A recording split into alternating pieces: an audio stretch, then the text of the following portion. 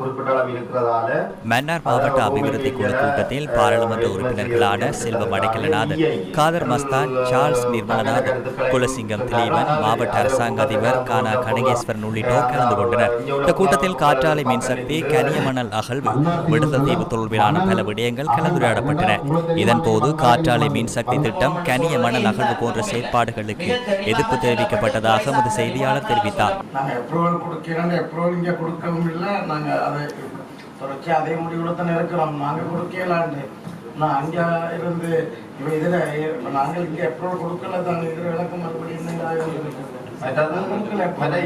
இதை விட இன்னொரு கெசட் நோட்டிபிகேஷன் ஒன்றும் வந்திருக்கிறது. அந்த மன்னார் அந்த குறிப்பிட்ட கரையோர பகுதி விசேடமான ஒரு சக்தி நிலவர அதிகார சபை இந்த பகுதியாக பிரகடனம் செய்யப்பட்டிருக்கிற ஒரு வர்த்தமானி அறிவித்தலும் கடந்த வாரம் வந்திருக்கிறார். அந்த செய்தியை நான் எங்களுக்கு இது தெரிஞ்ச உடனே தான் நாங்கள் இன்றைக்கான இந்த விஷயத்தை தெரியப்படுத்த மே மாதம் வந்திருக்குது. அப்போ அது 1 month ஆகிட்டு எங்களுக்கு இன்னும் அறிய தெரியல. அந்த உங்களுடைய மௌனமும் உங்களுடைய இதுவும் நீங்களும் ஓகே பண்ண மாதிரி நாங்கள் டிசிசியில போட்டு தடை செய்யணும்னா நான் நினைக்கிறேன் அது எவ்வளவு தூரம் சாத்தியம். இனி நீங்கள் ஏதாவது ஒரு வழியை கையாண்டு அதை எதிர்ப்பை தெரியப்படுத்தினா தான் அடுத்த இடத்துக்கு போகலாம்னு நினைக்கிறேன். வேணுமெண்டா நாங்களும் கலந்து கொள்வோம்.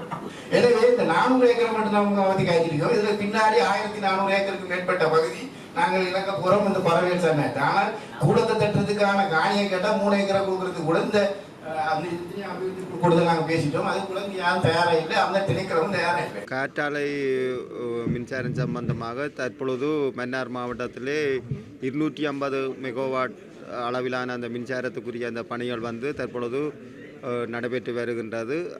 அந்த வகையில் தற்பொழுது நிலைபெறான சக்தி அதிகார சபையினால் சுற்றாடல் தாக்க மதிப்பீடு மேற்கொள்ளப்பட்டு அது சம்பந்தமாக பொதுமக்களிடமிருந்து அது தொடர்பான கேள்விகள் சந்தேகங்கள் பொதுமக்கள் எழுப்பப்பட்டது. 500 வகையான சந்தேகங்கள் எழுப்பப்பட்டது. அதற்குரிய பதிலும் தற்பொழுது நிலைபெறான சக்தி அதிகார சபையினால் வழங்கப்பட்டிருக்கின்றது.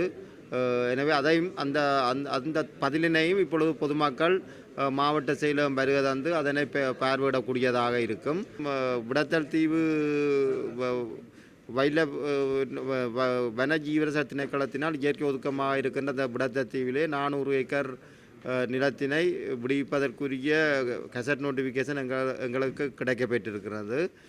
அதற்கமைவாக தற்பொழுது கௌரவ டாக்டர் சிவார்த்த அவர்களின் அவர்களால் தெரிவிக்கப்பட்டதற்கமைவாக அந்த விடுவிக்கப்பட்ட அந்த 400 ஏக்கரும் கிராம மக்கள் அந்த பிரதேச கிராம மக்களின் தேவைக்காக பயன்படுத்தப்படுவதாக கௌரவ அமைச்சர் அவர்களினால் தெரிவிக்கப்பட்டு இருக்கின்றது.